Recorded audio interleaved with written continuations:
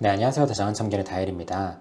헤어지고 마음 정리가 안 된 쪽에서 재회 생각을 하게 되는 건 너무나도 자연스러운 감정이고 실제로 다시 한번 용기를 내서 재회를 하게 되는 경우가 굉장히 많습니다. 그런데 오늘 말씀드릴 내용들이 어떻게 보면 굉장히 당연한 이야기인데도 불구하고 이런 것들을 전혀 인지하지 못한 상태로 감정적으로 때를 쓰다가 가슴 아프게 차이는 분들이 많아서 이 이야기를 전해보려고 하는데요. 재회를 원하는 분들의 사연을 받다 보면 사실 헤어지고 나서 별 노력을 안 했는데도 불구하고 그냥 자연스럽게 재회가 되는 경우들이 압도적으로 많단 말이에요. 그래서 보통 이런 느낌이 되게 많죠. 구구절절 과거에 우리가 좋았던 때의 이야기, 그리고 내가 아직까지도 너에 대한 마음이 얼마나 큰지, 내가 그동안 무엇을 잘못했고 앞으로는 어떻게 하고자 하는지, 또 얼마나 대단한 모습을 앞으로 보여줄 수 있는지 등등 이런 식의 말들을 상대에게 전해서 재회가 되는 경우들이 가장 많습니다. 한 번에 안 잡히면 두 번, 세 번, 네 번을 해서라도 붙잡히는 경우들이 가장 많단 말이에요. 그런데 이런 사연들을 가만 보면 내가 무슨 말을 해서, 내가 어떻게 사죄를 해서, 내가 어떤 태도를 보여서 상대방이 나를 받아줬다, 이런 개념이 아닙니다. 이런 경우는 우스갯소리로 상대방의 눈앞에서 애국가를 불렀어도 재회가 됐을 만한 사연이라는 거예요. 그냥 상대방도 마음이 남아있었던 거고, 어떻게 보면 상대방 입장에서도 마음이 정리가 되지 않은 상태에서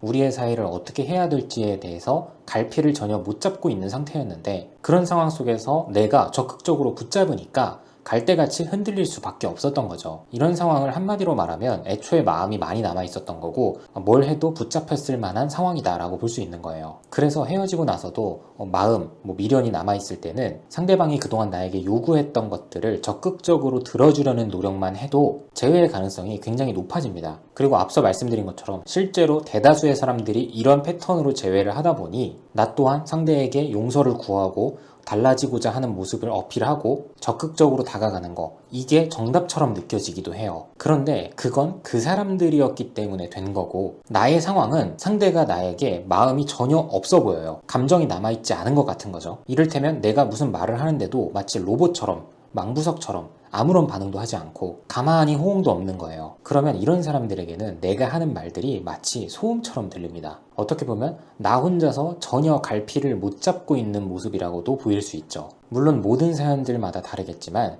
상대방이 나에게 감정이 남아있지 않은 것 같을 때는 과거 이야기를 운운하면서 감성적으로 다가갈 게 아니라 의외의 모습을 보여줄 생각을 해야 돼요. 이를테면 연인 사이에 흔히들 문제가 되는 게 술이나 이성 문제가 가장 대표적이죠. 제가 남자이기 때문에 남자의 상황에서 예를 들어보면 내가 술을 너무 좋아해서 매주 몇 번씩 술자리를 참석을 했었고 지난 6개월 동안 연애를 하면서 한 번도 문제가 없다가 이번에 어쩌다가 술자리에 나타난 여사친과 시간을 함께 보내게 되었어요. 그리고 하필 그 사실을 여자친구에게 들킨 상황인 거죠. 그리고 실제로 이럴 때 사람에 따라 다르겠지만 여자친구의 입장에서는 충분히 헤어지자고 할 만하기도 합니다. 그래서 보통 이럴 땐 여자친구에게 빌면서 내가 다시는 그 술자리에 안 가겠다고 말을 하거나 그 여사친을 멀리하겠다 내지는 차단하겠다, 앞으로는 술 자체를 많이 줄이겠다, 이런 식으로 빌고 빌면서 다시 만나게 되는 경우가 많아요. 그리고 만약 이런 일이 처음이라고 한다면 상대방 입장에서도 얘가 이 정도로 간절하게 비는 거 보니 다시는 그런 일을 반복하지 않겠지, 여기에 더해서 이런 사건이 한 번 더 있었다고 해서 감정이 한 번에 확 식어버리는 건 아니니까 자연스럽게 용서를 해주고 다시 만난단 말이에요. 그런데 내가 의도를 했든 안 했든 이런 일이,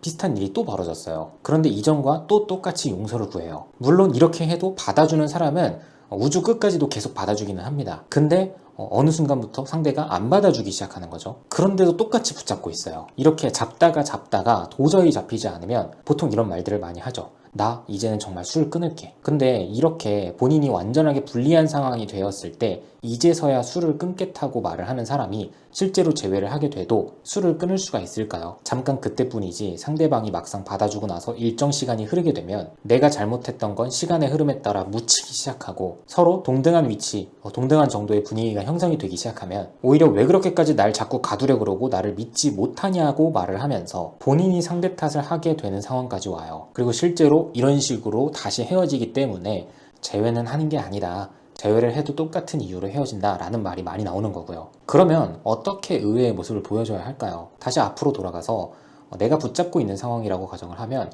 내가 정말 진지하게 반성을 했고 이 사람과 정말 미래까지 생각할 정도로 다시 재회를 하고 싶다고 한다면 나 앞으로 술 마시는 빈도도 많이 줄일 거고 술자리도 잘 안 나갈게, 이게 아니라 사실 나 그 사건이 일어난 2주 3주 동안 단 한 번도 술을 마시지 않았다, 끊기로 다짐을 했다. 심지어 자꾸 나 불러내는 사람들을 멀리하기 시작했다. 앞으로도 그렇게 할 거다. 하지만 이 시간을 온전하게 보내는 게 솔직히 조금 너무 힘들기는 했다. 그래서 나 자신에게도 그렇고 너에게도 그렇고 내가 정말 괜찮은 사람이라는 걸 증명하고 달라질 수 있는 사람이라는 걸 증명하고 싶어서 퇴근 후에 영어 학원을 다니려고 영어 학원도 등록을 했다. 그리고 너가 예전부터 보고 싶다고 했던 나의 운동하는 모습, 그걸 보여주고 싶어서 이미 헬스 시작한 지도 3주가 되었다. 나 이렇게 생활을 하고 있기 때문에 앞으로는 정말 쓸데없는 짓을 하고 싶어도 할 수가 없다. 한 번만 믿어봐달라. 이를테면 이런 느낌이 되어야 한다는 거죠. 정리를 해보면 여자의 입에서 1이라는 숫자가 나왔다고 해서 내가 1만 고쳐서 다가가겠다. 이렇게 어설픈 태도가 아니라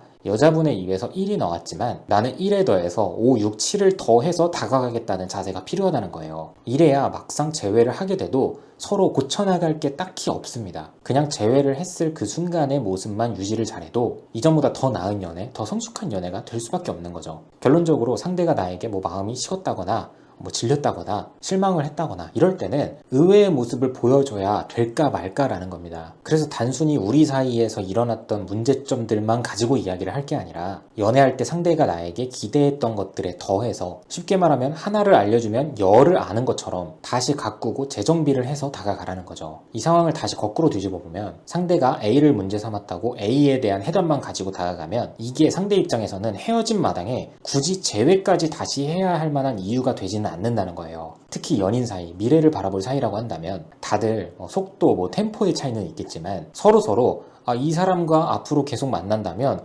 우리의 미래는 이런 그림이 조금 그려진다. 이렇게 느낄 만한 기대감을 심어줄 수 있어야 된다는 거죠. 사실 초반에도 말씀드렸듯 지금 말씀드리는 내용이 너무나도 당연한 내용들인데 이걸 전혀 인지하지 못한 상태로 완전히 놓치는 분들이 굉장히 많거든요. 아니면 마치 머리로는 내가 가만히 있어야 한다는 걸 알면서도 몸은 이미 상대방 집 앞에 가 계시는 분들이 굉장히 많아요. 그렇기 때문에 너무 시간이 흘러가는 거에 신경을 쓰지 마세요. 그래서 상대의 마음이 돌아올지 말지 이 부분에 대한 두려움을 가질 시간에 내가 헤어진 시점부터 지금까지 사실 정말 딱히 바뀐 게 하나도 없고 더 나아가서 앞으로도 전혀 바뀌지 않을 수도 있겠다.